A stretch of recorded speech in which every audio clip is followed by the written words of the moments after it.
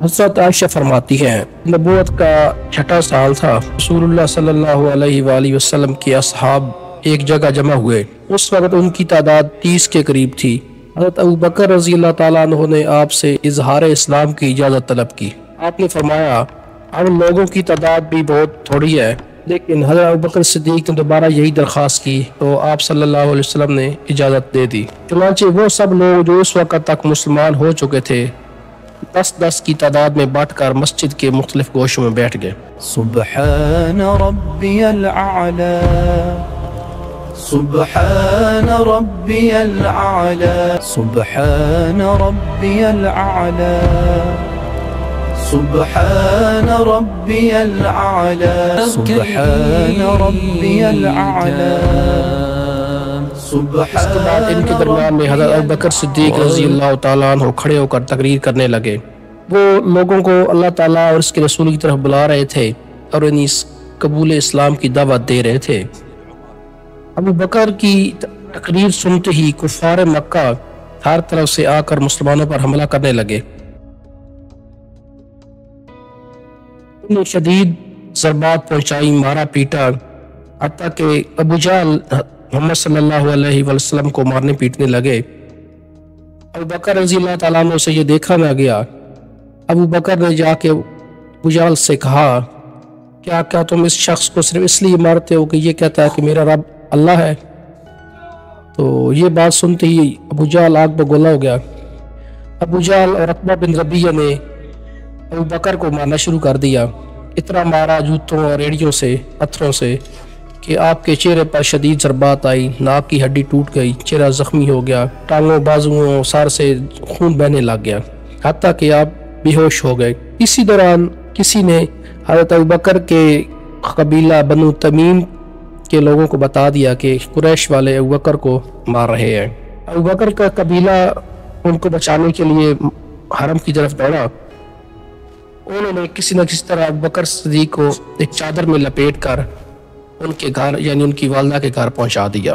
اس طرح باقی مسلمان بھی وہاں سے جان بچا کر غار ارقم کے اندر تشریف لے گئے، وہاں پہ پناہ لی۔ تو نبی صلی اللہ علیہ وسلم بھی زخمی تھے، باقی صحابہ بھی زخمی تھے، اور ابوبکر صدیق رضی اللہ تعالیٰ عنہ کو اتنا مارا بدبختوں نے کہ وہ بے ہوش ہو گئے تھے اور کسی کو ان کے بچ جانے کا امکان نظر نہیں آتا تھا۔ بلکہ کچھ روایت میں تو یہ بھی آتا ہے کہ ابوبکر کے خاندان والوں نے یہ تک کہہ دیا کہ ابوبکر وفات پا چکے ہیں۔ بہرحال ابوبکر بے ہوشی کی عالم میں تھے۔ آہستہ آہستہ جب انہوں نے آنکھیں کھولیں تو ان کے سامنے ان کی والدہ بیٹھی تھی۔ تو آنکھیں کھولنے کے بعد جب پہلا لفظ انہوں نے بولا نا تو والدہ بھی حیران ہو گئی۔ ابوبکر نے جب آنکھ کھولی تو ابوبکر رضی اللہ تعالیٰ نے فرمایا کہ حضرت محمد صلی اللہ علیہ وسلم رسول اللہ کی کیا خبر ہے؟ والدہ نے فرمایا ابوبکر تم اپنی فکر کرو، تمہاری طبیعت بہت خراب ہے، تم بری طرح زخمی ہو، اور انشاءاللہ حضرت محمد صلی اللہ علیہ وسلم بھی ٹھیک ہی ہوں گے۔ انہوں نے کہا نہیں، مجھے اپنی جان کی فکر نہیں ہے، مجھے بتائیں حضرت محمد صلی اللہ علیہ وسلم کا کیا حال ہے، کیا وہ ٹھیک ہے؟ تو انہوں نے بتایا کہ ہاں وہ ٹھیک ٹھاک ہے اور غار ارقم میں گئے ہوئے ہیں، آپ یہ کچھ کھا پی لیں تاکہ آپ کے جسم میں کوئی توانائی آئے۔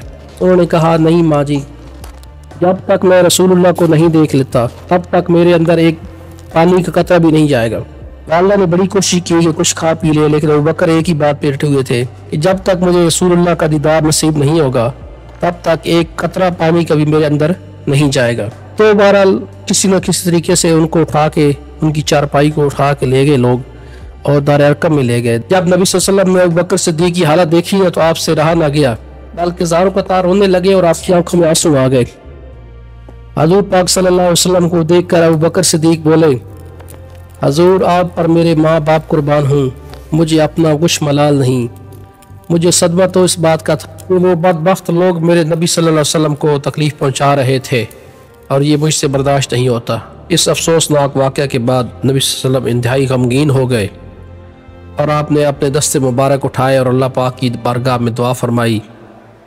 آپ نے فرمایا اے اللہ، اسلام کو 2 عمر میں سے کسی ایک عمر کے ذریعے مدد عطا فرما۔ ان میں سے ایک عمر تھے عمر بن خطاب اور دوسرے تھے عمر بن حشام۔ یہ بدھ کا دن تھا جب حضور اکرم صلی اللہ علیہ وسلم نے عمر کے لیے دعا کی، اور جمعرات کے دن عمر مسلمان ہو گئے۔ یہ نبوت کا 6واں سال تھا۔ اس وقت حضرت عمر رضی اللہ تعالیٰ عنہ کی उम्र 27 साल थी। कबीला कुरैश का ताकतवर जवान, आला नस्ब, मजबूत जिस्म, ज़बरदस्त शख्सियत।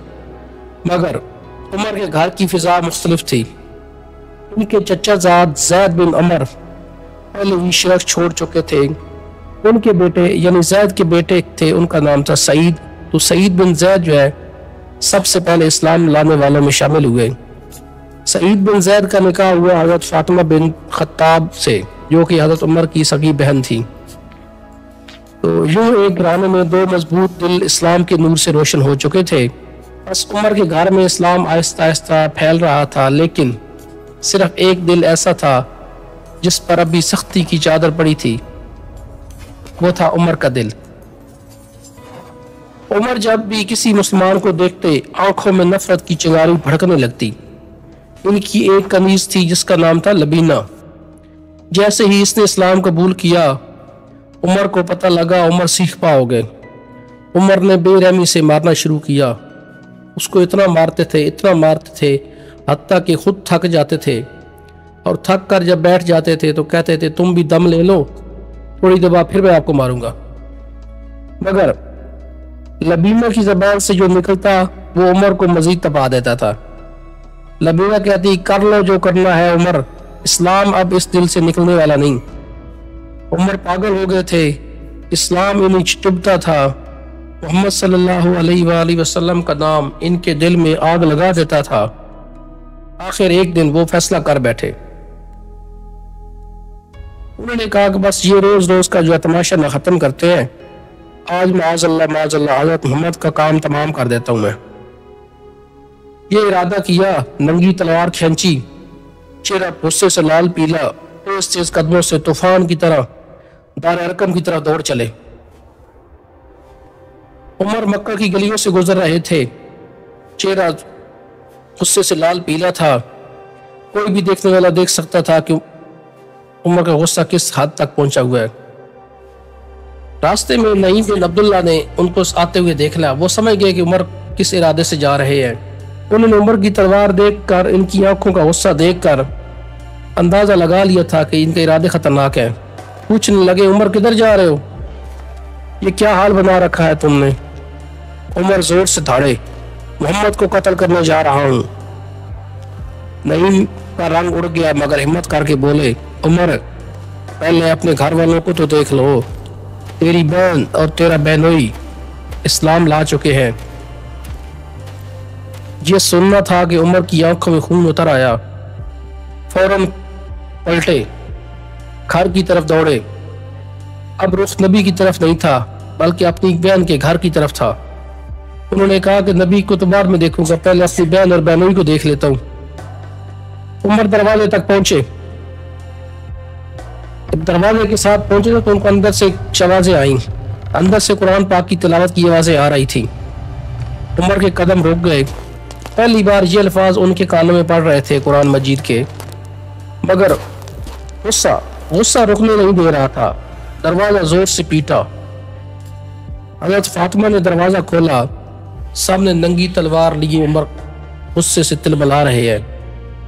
वो बोले भाई उमर खैर हो। उमर थाड़े, ये क्या पढ़ रहे थे तुम, क्या तुम मुसलमान हो गए हो। उन्होंने छुपाना चाहा, कहा कुछ नहीं। उमर जोर से चिल्लाए, मैं सुन चुका हूँ तुम दोनों मोहम्मद के दीन पर हो। इतने में सईद बिन ज़ैद भी सामने नजर आए। उनको देखते ही हज़रत उमर ने उनको धक्का मारा और गिरा के उनकी पिटाई शुरू कर दी। अब उमर सईद बिन ज़ैद को मार रहे थे, पीट रहे थे। हज़रत फातिमा सामने आ गई।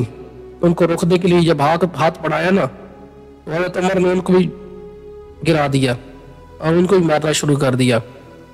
हज़रत फातिमा जख्मी हो गई, चेहरे से खून आने लग गया।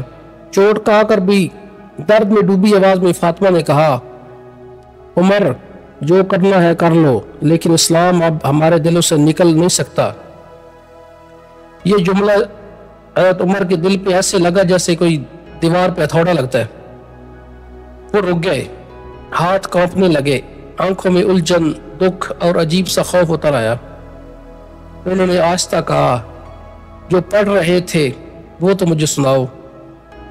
فاطمہ ڈٹ گئیں، انہوں نے کہا یہ قرآن پاک ہے، ناپاک لوگ اس کو نہ سن سکتے ہیں نہ چھو سکتے ہیں۔ عمر پیاؤ، پہلے غسل کر کے آؤ، پہلے اپنے آپ کو پاک صاف کر کے آؤ، پھر تم اس کلام پاک کو سننے کے قابل ہو گئے۔ عمر نے بہن کی بات مان لی، عمر نے غسل کیا، بیٹھے اور صحیفہ ان کے سامنے رکھ دیا گیا اور وہ قرآن پاک پڑھنے لگے۔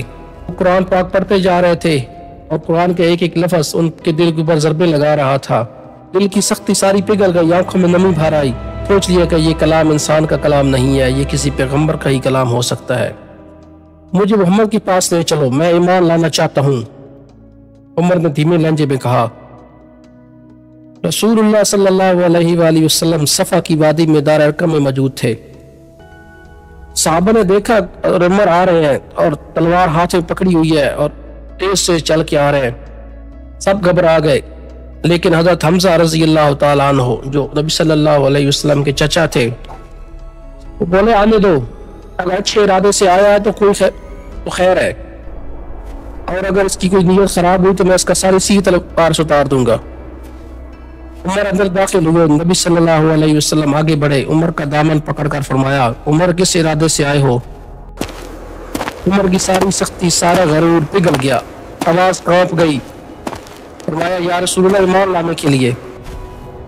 نبی صلی اللہ علیہ وسلم نے بلند آواز میں کہا اللہ اکبر۔ یہ نعرہ گونجا، صحابہ نے بھی نعرہ کی پیروی کی۔ اللہ اکبر، اللہ اکبر،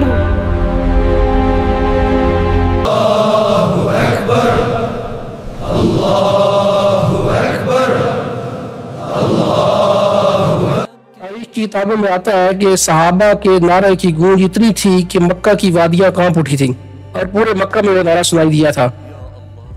مسلمان خوش ہو گئے، عمر مسلمان ہو گئے۔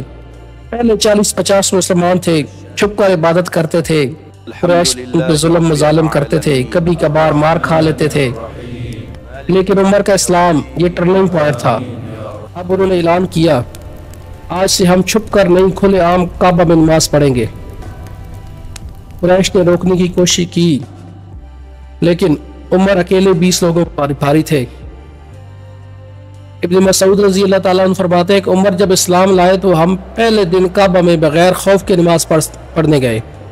ایک روایت میں آتا ہے کہ عمر رضی اللہ تعالیٰ عنہ نے کہا کہ نبی صلی اللہ علیہ وسلم کے چلے ہم جاتے ہیں خانہ کعبہ میں عبادت کے لیے۔ تو عمر ننگی تلوار لے کے کعبہ کی گلیوں میں چل رہے تھے اور قریش کو آواز لگا کے کہہ رہے تھے کہ میں اور میرے نبی محمد صلی اللہ علیہ وسلم ہم کعبہ میں عبادت کے لیے جا رہے ہیں، جس نے اپنی بیوی کو بیوہ کرنا ہے اور بچوں کو یتیم کروانا ہے وہ باہر نکل آ کے ہمیں روک لے۔ کہتے ہیں کہ مکہ میں کسی کو جرت نہیں ہوئی تھی کہ وہ کوئی سامنے آتا عمر کے۔ تو یہ تھا وہ سفر، ایک ظالم سے ایک عادل حکمران تک، ایک غصے والے جوان سے اسلام کے شیر تک۔ یہ عمر بن خطاب کا سفر ایمان تھا اور یہ تو محض آغاز ہے۔